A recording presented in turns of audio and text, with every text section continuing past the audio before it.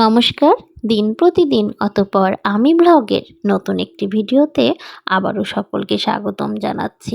শুক্রবার মানে সকাল থেকে প্রচুর কাজ, তবে আজকে সকাল থেকে আমি কাজটা শুরু করিনি। ভাবছি আজকে সকালবেলা রান্নাটা কমপ্লিট করব। ছেলেকে আর্ট স্কুলে নিয়ে গেছিলাম, নিয়ে আসার সময় এই মাছগুলো দেখে আর লোভ সামলে উঠতে পারলাম না। চিন্তা করলাম অনেক কাজ আছে, কিন্তু তারপরও ওই পোয়াখানিক মাছটুকু কিনে নিলাম, কারণ ওই বেশি মাছ কাটার মতন সময় নেই। লবণ হলুদ দিয়ে মেখে রেখে মাছগুলোকে তেলে দিয়ে দিলাম ভাজতে, আর মাছগুলো ভাজা হয়ে গেলেই তুলে নিচ্ছি।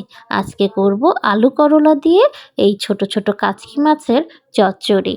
আর তারপরে ওই তেলে আবার শুকনো মরিচ একটা দিয়ে দিলাম, আর হচ্ছে পাঁচফোড়ন।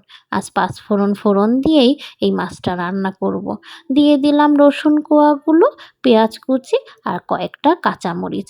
এগুলো সবগুলো একটুখানি হালকাভাবে ভেজে নিতেই কুচি করে কেটে রাখা করলা আলুগুলো দিয়ে লবণ আর হলুদ দিয়ে কিছুক্ষণ নেড়েচেড়ে ভেজে নিয়েছি।